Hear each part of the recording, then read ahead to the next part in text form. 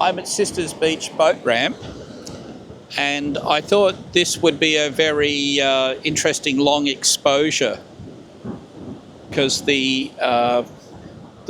quite a few waves. They're not really high or anything, but there's quite a bit of movement, and there's a very strong breeze at the moment. So it's been a lot of combating both elements.